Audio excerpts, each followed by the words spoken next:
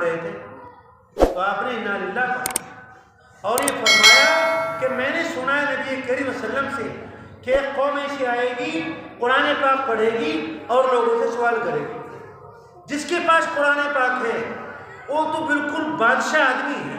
ایک حدیث ہے, توجہ کے ساتھ سنو, جتنے جنت میں درجے ہیں اتنے قرآن پاک میں حروف ہیں. جس آدمی کے سینے میں قرآن پاک ہے وہ پوری جنت اپنے سینے میں لیے بیٹھے. اس لیے اللہ سے دعا کرو, اے اللہ ہمارے بچوں کو بھی قرآن پاک کی دولت عطا کر. آمین. آپ ماں باپ جب دعا کرتے ہیں اللہ تعالیٰ ماں باپ کی دعا کو رد نہیں کرتے. تو تیسری چیز یہ ہوئی. اور پھر رہا مال و دولت, سب قرآن پاک کی بدولت ملتا ہے. دنیا میں جسے جو کچھ ملا ہے وہ قرآن پاک کی بدولت ملا ہے. آج دنیا ترقی کر رہی ہے بہت, آپ کو معلوم نہیں. وہ لوگ بھی قرآن پاک کی تعلیمات کو پڑھتے ہیں. یہ الگ بات ہے کہ اس پر ایمان نہیں لاتے, مگر قرآن پاک کیا کہتا ہے اپنی زندگیوں میں ان کو داخل کرتے ہیں. حضرات صحابہ کرام کے پاس کیا تھا؟ قرآن پاک تھا. بالکل بدو, کچھ کے پاس کوئی چیز تھی نہیں دوسری, قرآن پاک تھا. نبی کریم صلی اللہ علیہ وسلم کی محبت تھی, آپ کی تعلیمات تھی. اس قرآن پاک کو لے کر جہاں گئے وہ دنیا نے ان کا استقبال کیا. آج ہم کیا کہتے ہیں کہ جی میرا بیٹا میری بات نہیں مانتا ہے. میں آپ سے سچ کہتا ہوں, آپ قرآن پاک پڑھنا شروع کر دو, قرآن پاک کی ماننا شروع کر دو, آپ کے بیٹے آپ کی بات ماننے لگے. کچھ بھی نہیں کرتے, رات میں اٹھو تہجد میں 5 بجے سے کچھ پہلے اور قرآن پاک لے کر بیٹھ جاؤ. الرحمن علم القرآن خلق الانسان علمہ البیان, اس کو پڑھو. یہ کوئی صورت, تاکہ یہ آواز آپ کے گھر میں پھیلے, آپ کے بچے سیدھے ہو جائیں.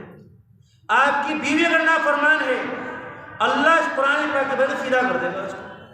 اگر آپ نافرمانی کرتے ہیں, آپ پڑھیں گے, آپ کی بیوی پڑھے گی, اللہ آپ کو سیدھا کر دے گی. چونکہ قرآن پاک سیدھا کرنے والا ہے. مشرکین مکہ بڑے بڑے تھے, جو بڑے مخالف تھے اسلام کے, جب قرآن پاک آیا تو ان کو سیدھا کر دیا. جو بچیوں کو زندہ درگور کیا کرتے تھے وہ بچیوں کو بچانے والے بن گئے. جو زنا کاری میں مبتلا رہتے تھے ان نے جو زنا کرنے والے لوگ تھے ان پر پابندی لگائی. شراب کی جو عادی کے رسیا تھے, خوگر تھے, جب قرآن پاک سے جڑے تو شراب سے ان کے دلوں میں نفرت پیدا ہو گئی. تو بڑے بڑے لوگوں کو اللہ قرآن پاک نے فرما بردار بنایا ہے. اس لیے اس قرآن پاک کو پڑھو, آپ کی فرما برداری آپ کے بچے کریں. حضرت صاحب کرام قرآن پاک پڑھتے تھے, عمل کرتے تھے. حضرت عمر فاروق چلے جا رہے زمین کے اوپر اور زمین ہلنے لگی. آپ نے زمین پر پاؤں مارا اور فرمایا اس کو نہیں یار, اے زمین ٹھہر جا, کیا میں نے تجھ پر انصاف نہیں کیا ہے؟ یہ کہنا تھا کہ زمین ٹھہر گئی. وہ کون سی زبان تھی؟ وہ قرآن پاک کی زبان تھی. افریقہ فتح کیا مسلمانوں نے, جب فتح کر لیا تو ایک جنگل میں چوکی بنانی تھی, پولیس چوکی بنانی تھی. تو کہاں بنانی تھی؟ کھلا جنگل میں. افریقہ کے لوگوں نے اچھا عرب کے لوگوں نے کچھ پتہ نہیں ہے, وہ جنگل کے جانور ان کو کھا لیں گے. صحابہ کرام میں سے 2-3 صحابہ کرام جنگل میں پہنچے اور یہ کہا جنگل کے درندوں, مودی جانوروں, کان کھول کر سن لو, ہمیں اس جنگل کی ضرورت ہے, ہمیں یہاں پولیس چوکی بنانی ہے.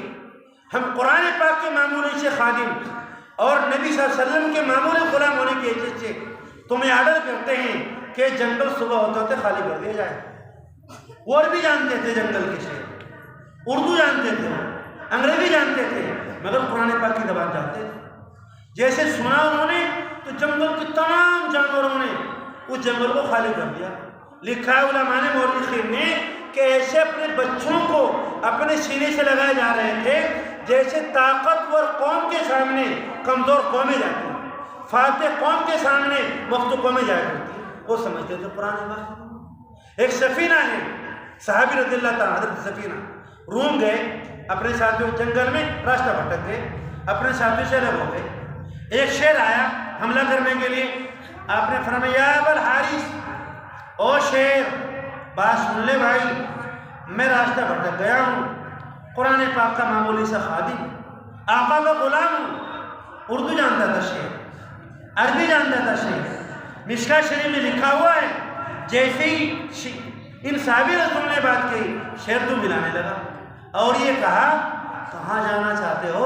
تمہیں چھوڑ کر آؤں گا۔ ان کے آگے آگے چل دیے، شیر آگے آگے چل دیے، یہ پیچھے پیچھے۔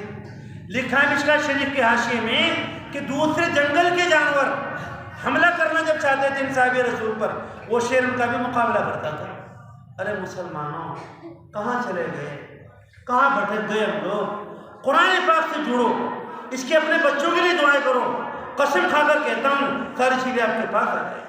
اللہ تعالیٰ حدیث پاک میں آتا ہے اسی قرآن پاک کے ذریعے کچھ قوموں کو بلندی عطا کرتے ہیں اور کچھ کو گراتے ہیں۔ اللہ نے قرآن میں کہا وہ معزز تھے زمانے میں مسلمان ہو کر، وہ معزز تھے زمانے میں مسلمان ہو کر ہم خار ہوئے تاریخ قرآن پر۔ اس لیے نا کیسے دعا کرے یار بچے کی حافظ قرآن کی کیسے بات بنے؟ نہیں، دعا کرو، اللہ ساری چیزیں عطا کرے، تمام چیزیں اللہ تعالیٰ آپ کو دے گی، منع نہیں کرتا۔ اپنے بچوں کو آپ ڈاکٹر بھی بناؤ، انجینئر بناؤ، جج بناؤ، کوشش کرو، محنت کرو۔ ہمارا اتراکھنڈ کی 3 بچے جج بنی، سرائے گاؤں ہے اس کے پاس میں جوالا پور کے میں جاتا رہتا ہوں، وہاں انصاری برادری کی ایک بچی جج بنی۔ ہمارے بچے کیا کریں گی؟ بیوٹی پارلر میں جائیں گی، میک اپ کریں گی، صرف یہ کریں گی، صرف اچھے کپڑے پہنیں گی۔ ان سے کپڑوں سے کچھ نہیں ہوتا۔ اصل یہ ہے کہ ان کے اندر صلاحیتیں پیدا ہوں۔ آج ضرورت ہے کہ آپ کے بچے جج بنیں، مگر آپ بناتے نہیں، آپ لڑو گے۔ ہمارے گھروں میں لڑائیاں ہیں معمولی چیزوں کے اوپر۔ ہمارا پیسہ کہاں خرچ ہوتا ہے؟ منڈوں میں، سگائی میں، جوڑوں میں، بھات میں، مکان بڑے بڑے بنانے میں اور مقدمات میں۔ بھائی کا بھائی کے ساتھ مقدمہ ہے۔ ہمارے بچے کیسے آگے بڑھ جائیں گے؟ حالانکہ ہمارے رسول پر جو سب سے پہلی وہی آئی وہ تھی اقرأ بسم ربک الذی خلق۔ آج ہم دیکھتے ہیں ہمارے بچوں کو درد دل ہوتا ہے، آپریشن ڈاکٹر بتاتے ہیں۔ قرآن پاک یہ کہتا ہے ثم السبیل یسرا، کہ ہم نے بچے کے لیے ماں کا راستہ آسان کیا ہے۔ آج ہماری عورتوں کو بواسیر ہوتی ہے، کون آپریشن کرتا ہے؟ کیا کرو گے آپ؟ یہ کام کریں گے جو میں نہ کرنا چاہیں گے۔ اس لیے آپ بھی کوشش کرو تو اپنے بچوں کے لیے دعا، اللہ میرے بچوں کو بھی قرآن پاک کی دولت عطا کرے۔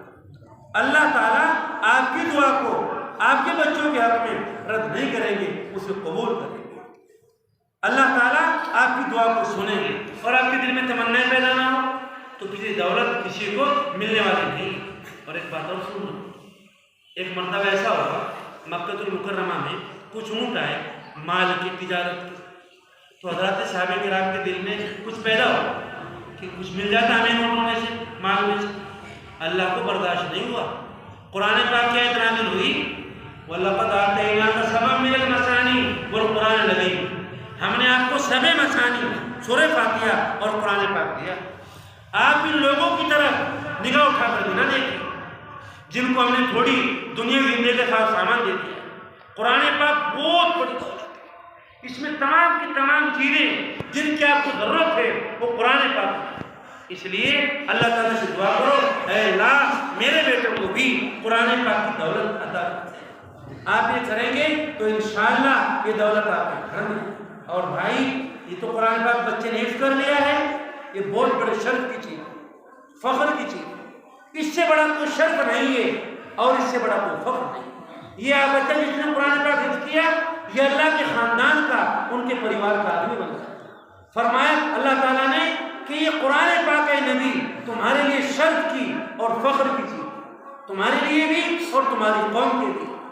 قرآن پاک لوگوں کو زندگی عطا کرتا ہے، جیسے ہماری روح، ہمارا بدن ہماری روح سے زندہ ہے، ہماری روح کو جو زندگی ملتی ہے وہ قرآن پاک کی بدولت ملتی ہے۔ اللہ قرآن پاک میں فرماتے ہیں وَكَذَلِكَ أَوْحَيْنَا إِلَيْكَ رُوحًا مِّنْ أَمْرِنَا، اس میں ہی بتایا ہم نے آپ کی طرف وہی بھیجی ہے، روح کو بھیجا ہے ہم نے آپ کی طرف۔ یہاں اللہ تعالیٰ نے وحی کو روح سے تعبیر کیا۔ جیسے کھانے سے بدن کو زندگی ملتی ہے اور روح سے بدن کو زندگی ملتی ہے، اسی طریقے پر روح کی جو زندگی ہے وہ قرآن پاک ہے۔ اس لیے مسلمانوں قرآن پاک سے جڑو، قرآن پاک کو پڑھو، قرآن پاک کو سمجھو، قرآن پاک کی تعلیمات کے اوپر عمل کرو، قرآن پاک سے محبت کرنے والے بنو، قرآن پاک کے پیغام کو پہنچاؤ، قرآن پاک کے داعی بنو۔ آدمی قرآن پاک کے اگر پڑھتا ہے اللہ 25 نہیں کہتا، 10 نہیں کہتا کرتے ہیں بغیر وضو کے، وضو کے ساتھ پڑھ لے تو 25 نہیں کی دیتے ہیں، اسی لفظ کو نماز میں بیٹھ کر پڑھ لے تو 50 نیکی ملتی ہے، اور اسی لفظ کو نماز میں کھڑے ہو کر پڑھیں تو اللہ تبارک و تعالیٰ سونے کے عطا۔ اتنا اونچا درجہ ہے ان لوگوں کا کہ جن کے پاس قرآن ہے۔ رات میں آپ لیٹو، قرآن پاک کی کوئی سورت پڑھ کر آپ لیٹ جاؤ، دنیا کی کوئی طاقت آپ کو تکلیف نہیں پہنچا سکتی۔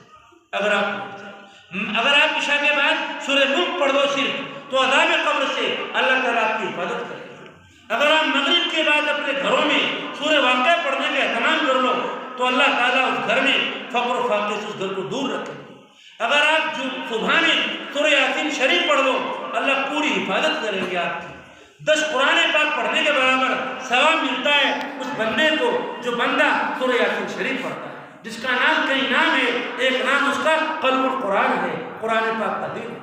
آپ جمعے کے دن میں سورہ کہف پڑھ لو تو تقریباً آدھے پارے سے کچھ زائد کی صورت ہے، آپ اس کو پڑھ لو، ہفتے بھر کے فتنوں سے آپ لوگ محفوظ رہو گے۔ اور دجال کا فتنہ بھی اگر نمودار ہو گیا تو دجال بھی آپ کو کچھ نہیں بگاڑ سکے۔ کچھ نہیں کرتے ہو، رات میں لیٹو، قل هو اللہ شریف، سورہ فلق، سورہ ناس، ان کو پڑھو اور اپنے ہاتھوں پر دم کرو اور سر پر، پھر چہرے پر اور اگلے حصے پر اور پھر پیچھے اس کو دم کرو۔ مان لو کوئی طاقت آپ کو نقصان نہیں پہنچا سکتی ہے۔ جو چیز آپ چاہتے ہیں وہ اللہ تبارک و تعالیٰ نے قرآن پاک میں رکھی ہے، اس لیے ہم اس کی قدر کریں، اللہ کا شکر ادا کریں کہ اللہ نے ہمیں قرآن پاک دے دیا۔ یہ اللہ کا کلام ہے، یہ اللہ کا تبرک ہے۔ اللہ فرماتے ہیں اے لوگوں، حدیث میں تبرکوا بالقرآن، قرآن پاک کے ذریعے برکت حاصل کریں۔ ایک بڑے سے عالم گاؤں میں آ جائیں اور وہ تھوڑا پانی بچا دیں، لوگ اس کو تبرک کے طور پر لیتے ہیں کہ فلاں عالم کا پانی ہے، فلاں مولانا صاحب کا بچا ہوا، یہ تبرک ہے۔ یہ قرآن پاک یہ اللہ تعالیٰ کا تبرک ہے۔ اللہ تعالیٰ نے اس قرآن پاک کو پڑھا ہے۔ جو آدمی قرآن پاک پڑھتا ہے وہ اللہ تبارک و تعالیٰ کے تبرک کو لیتا ہے۔ اللہ تعالیٰ کہ آدمی زیارت کرتا ہے جب آدمی قرآن پاک کو پڑھتا ہے۔ ایک آدمی سوچتا ہے اپنے محبوب کو دیکھوں، اس کی زیارت کر لوں۔ اللہ تعالیٰ اپنے قرآن پاک میں اس طرح چھپے ہوئے ہیں کہ جیسے پھول کے اندر خوشبو چھپی ہوتی ہے۔ جو رشتہ سورج کا ان کی کرنوں کے ساتھ ہوتا ہے وہ رشتہ اللہ تبارک و تعالیٰ کا ان کے قرآن پاک کے ساتھ ہے۔ جو بندہ قرآن پاک پڑھتا ہے وہ اللہ تعالیٰ کی زیارت کرتا ہے، اللہ تبارک و تعالیٰ سے باتیں کرتا ہے اور وہ بندہ اللہ تعالیٰ کی مجلس میں شریک ہوتا ہے۔ اس لیے آپ کی درخواست ہے آپ اس قرآن پاک سے چھوڑو۔ ہمارے جوان بچے ہیں انہوں نے قرآن پاک چھوڑ دیا، آج ان کے کانوں میں موبائل لگے ہوئے، لیڑے لگی ہوئی ہیں اور رات دن اسی کی طرف جا رہے ہیں۔ آج بچے ہمارے راتوں میں 12 بجے سوتے ہیں، اللہ ماشاءاللہ کسی گھر میں ہوتا ہوگا کہ اذان سے پہلے کوئی بچہ بیدار ہو جاتا ہے، جبکہ اللہ تعالیٰ قرآن پاک میں فرماتے ہیں کہ تہجد کا اہتمام کرو۔ اس کا حکم دیا گیا باقاعدہ سورہ مزمل میں اور سورہ بنی اسرائیل میں۔ آج ہمارے بچے اس کا خیال نہیں کرتے، اس لیے بچے ہم سے بہت آؤٹ ہو چکے ہیں۔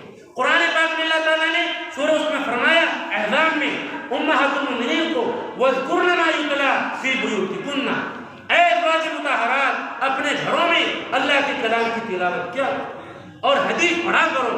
جو ہمارے جماعت کے دوست جو بات کہتے ہیں کہ بھائی گھروں میں تعلیم لاؤ، کتاب لاؤ گھروں میں، قسم خدا کی بہت اہم چیز ہے۔ آج ہمارے گھروں میں کتابیں نہیں پڑھی جاتی ہیں۔ ہمارا حال یہ ہے ہمارے بچوں کا، ہمارے امام صاحب یا ہماری جماعت کے بھائی کتاب لے کر بیٹھتے ہیں، ہمیں سے چل دیتے ہیں کہ جیسے میں ان کی ضرورت نہیں ہے۔ میں نے اپنے بڑوں کی مجلسوں میں فقیہ الاسلام حضرت مفتی مظفر خان صاحب، علامہ شیخ نور صاحب رحمۃ اللہ علیہ، پیر جی حضرت مولانا طلحہ صاحب کی خانقاہ میں نے دیکھا ہے کہ اثر کے بعد ان لوگوں کے یہاں فضائل اعمال بڑھ جاتے ہیں، فضائل درود شریف، فضائل قرآن پاک اس کا اہتمام ہوتا ہے۔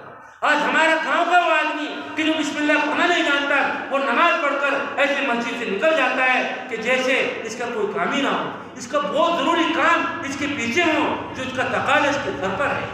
اس لیے کتابوں کا اپنے گھر میں پڑھنے کا اہتمام کرنا چاہیے۔ اب رمضان شریف آ رہا ہے، نبی کریم صلی اللہ علیہ وسلم رجب کا مہینہ شروع ہوتے ہی دعا مانگتے تھے اللہم بارک لنا فی رجب و شعبان و بلغنا رمضان، اے اللہ ہمارے لیے رجب اور شعبان میں برکت کر اور ہمیں رمضان شریف تک پہنچا۔ اور پوری رمضان شریف کی تیاری آپ شروع کر دیا کرتے تھے۔ میری اور آپ کی کیا تیاری ہے؟ ہمیں باقاعدہ فضائل رمضان شریف، فضائل شب قدر، فضائل قرآن پاک، فضائل اعتکاف، فضائل افطاری، فضائل سحر ہمیں پڑھنی چاہیے اور ہمیں پوری تیاری کرنی چاہیے کہ ہم اپنا رمضان شریف صحیح طور پر گزاریں گے۔ مگر کسی گھر میں ہم بڑی جاتے مجلسوں میں کتنے آدمی محلے میں بھائی کہ 300 گھر ہیں، فجر میں کتنے آتے ہیں کہ فجر میں آتے ہیں 20 آدمی، کتنے گھروں میں تعلیم ہوتی ہے کہ 6 گھر۔ آج ہمارا حال ہے، یہ بات اللہ تعالیٰ نے اپنے پیارے نبی صلی اللہ علیہ وسلم کی ازواج کو فرمائی، اپنے گھروں میں قرآن پاک کی تلاوت کرو اور نبی صلی اللہ علیہ وسلم کی باتیں، آپ کی حدیثیں اپنے گھروں میں پڑھو۔ جب ہم نے یہ پڑھنی چھوڑی تو مدرسے کا نظام کتنا ہے؟ بہت محدود ہے۔ اس محدود نظام سے بہت کام نہیں چلنے والا ہے، پورا معاشرہ آپ کے حوالے ہے، دکان آپ کی ہے، کاروبار آپ کا ہے، کھیتی آپ کی ہے، وہ آپ کیسے اپنے بچوں کو سنبھالیں گے؟ ہم نے گھروں میں ان چیزوں کو کرنی بند کی، ہمارے بچوں کے بال ہلتے آ گئے۔ آپ دیکھو ہمارے بچوں کے بال ادھر سے کٹے ہوئے ہیں اور بیچ میں چھٹے ہوئے، کسی نے بیچ سے کاٹ لیے، بال کے چھٹے ہوئے۔ یہ میں سچ کہتا ہوں آپ سے، اس طرح کے بال رکھنا یہ حرام ہے۔ آج آپ دیکھو بچے ہماری ہیں، ان کے یہاں تک کے کپڑے آتے ہیں، ان کے بال کھلے ہوئے ہیں، اور بچیاں ہماری ننگے سر نہیں بلکہ ننگے بدن گھومتی ہیں۔ اس بات کی وجہ، اس کی وجہ یہ ہے کہ ہمارے گھروں میں قرآن پاک نہیں، اور جو کتابیں پڑھنی چاہیے تھی دین کی اپنے گھروں میں نہیں پڑھتے ہیں۔ آج ہمارے بچے ہمارے ماحول سے نکل چکے ہیں۔ آج ہماری بچیاں کہتی ہیں کہ نہ میں شادی نہیں کروں گی، میں تو الگ زندگی گزاروں گی۔ آج ہمارے بیٹے کہتے ہیں ہم شادی نہیں کریں گے، ہم زندگی الگ گزاریں گے۔ یہ اس کی نحوست ہے۔ آج ہمارے گھروں میں کتاب نہیں، قرآن پاک نہیں، ہمارے گاؤں میں سود آ چکا ہے۔ آپ کو اندازہ ہونا چاہیے کہ بینک کے لوگ ہمارے گاؤں میں آتے ہیں اور 15 عورتوں کی ایک جماعت بناتے ہیں اور ان سے کہتے ہیں تمہیں کیا ضرورت ہے، ان کو 20 ہزار روپے وہ بینکوں سے دیتے ہیں اور انہیں 15 عورتوں کے اوپر ایک عورت کو ذمہ دار بنا دیتے ہیں۔ ہر مہینے میں وہ کچھ پیسے وصول کرنے آتے ہیں، ننگے چہرے ان عورتوں کے ان کے پاس پہنچتے ہیں، وہ ان کے منہ دیکھتے ہیں اور وہ 15,000 روپے لے کر اپنی بیٹی کو جھوچک دیتی ہے۔ وہ 15,000 روپے لے کر وہ اپنی بیٹی کا منڈا کرتی ہے، وہ 15,000 روپے لے کر وہ اپنے مکان میں ماربل کرتی ہے، کلی کراتی ہے۔ لعنت ہے اس منڈے کے اوپر اور لعنت ہے اس مکان کے اچھے بنانے کے اوپر۔ کچے مکانوں میں رہو لیکن اس سود سے اپنے آپ کو بچا کرو۔ یہ سود ہمارے گھروں میں آیا تو ہمارے بچے افاظ پیدا ہونے لگے۔ سود ہمارے گھروں میں آیا ہماری کھیتیاں برباد ہوگی، چونکہ اللہ نے جو کچھ کہا وہ 100% صحیح ہے۔ فرمایا یمحق اللہ الربا ویربی الصدقات، اللہ سود کو گھٹاتے ہیں اور صدقات کو بڑھاتے ہیں۔ اور فرمایا فاذنوا بحرب من اللہ، جو لوگ سودی کاروبار کرتے ہیں ان کے لیے اللہ تعالیٰ کا اعلان جنگ ہے۔ سود کا 36 نمبر کا گناہ یہ ہے کہ اپنی ماں کے ساتھ زنا کرنا۔ آج ہمارے بچے ٹخنوں سے نیچے پیجامے پہنتے ہیں، آج ہمارے بچے داڑھی کٹاتے ہیں۔ آج آپ دیکھو ہمارے بچوں کے ہاتھ میں آج دھاگے بنے ہیں۔ میں سچ کہتا ہوں آپ پہ معاشرہ بہت دور جا چکا ہے۔ یہ جو تھوڑا بہت بچا ہوا ہے اسباب کے درجے میں، یہ مدرسوں کی محنت ہے اور بھائی جماعت کے لوگوں کی محنت۔ لاک ڈاؤن میں جماعت کا کام بند ہوا، کیوں بند ہوا ہے؟ آپ لوگوں نے ناقدری کی، آپ لوگوں نے توہین کی جماعت کے لوگوں کی۔ ہمارے بھائی آتے تھے مسجدوں میں قیام کرتے تھے، راتوں روتے تھے ہمارے لیے۔ میں کتنی جماعت کے لوگوں کو جانتا ہوں جو راتوں اپنے لیے نہیں محلے والوں کے لیے روتے۔ اے اللہ ہم فلاں کے دروازے پر گئے تھے، عبداللہ کے، بدو کے، رفیق کے، اللہ اس کی مدد کر دے۔ ابھی لاک ڈاؤن کے بعد میں اپنے علاقے میں گیا، ادھر شمش پور، ڈھکا اور جو جڈی اور یہ بھٹپورا، مجھے جماعت کے لوگ ملے وہاں 4 آدمی۔ اللہ کی قسم کھا کر کہتا ہوں، میں نے اپنے دوستوں سے کہا، رو رو کر ان کی آنکھیں، نکڑ کی جماعت آئی ہوئی تھی جڈی میں، ہمارا پروگرام تھا مستورات میں عصر کے بعد اور مغرب بعد مردوں میں تھا، تو ان کی آنکھیں رو رو کر ہو رہی تھی۔ میں نے کہا کوئی انقلاب آئے گا، اللہ تعالیٰ آپ کے اس رونے کو ظاہر نہیں کرے گا، مگر اس میں کوئی دو رائے نہیں۔ ہم نے ناقدری کی، ہم نے توہین کی ان لوگوں کی، تو اللہ نے اس کو محروم کیا۔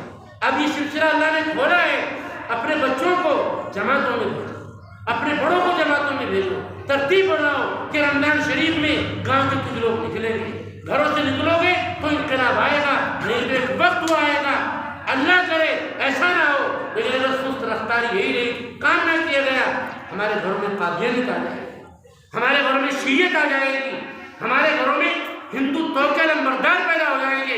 ہمارے بچے کہیں گے میں تو فلاں لڑکی سے جو غیر مذہب کی ہے اس سے شادی کرنا چاہتا ہوں، اور آپ کو کرنی پڑے گی، نہیں تو آپ کو بیٹوں کو چھوڑنا۔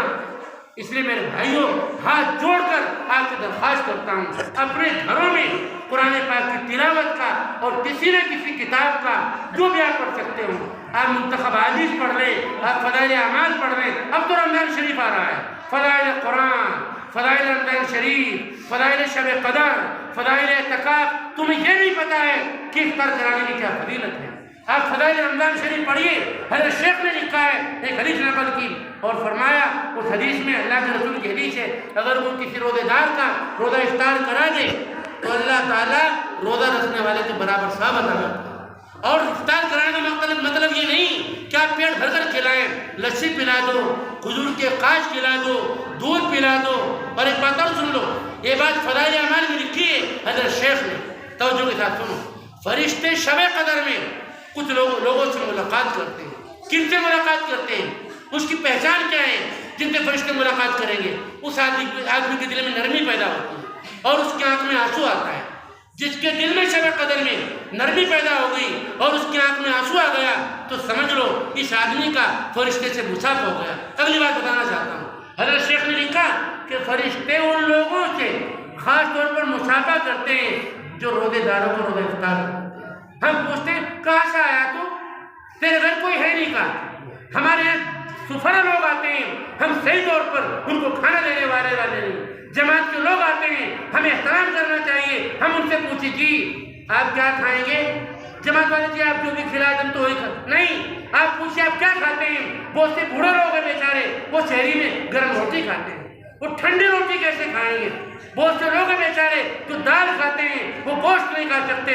قسم کھا کر کہتا ہوں آپ ان چیزوں کو کرو، اللہ تعالیٰ آپ کے گھروں میں دین لائے، آپ کے بچے ڈاکٹر بنیں گے، آپ کے بچے انجینئر بنیں گے، آپ کے بچے تہجد پڑھنے والے بنیں گے، آپ کے بچے حافظ قرآن بنیں گے، آپ کے بچے عالم ربانی بنیں گے۔ اللہ تعالیٰ آپ کو نواز دیں گے۔ اس لیے قرآن پاک کی اس کی جو یہ اللہ تعالیٰ کا تبرک ہے جو اللہ نے ہم کو دیا ہے، ہم اس کی پوری قدر کریں۔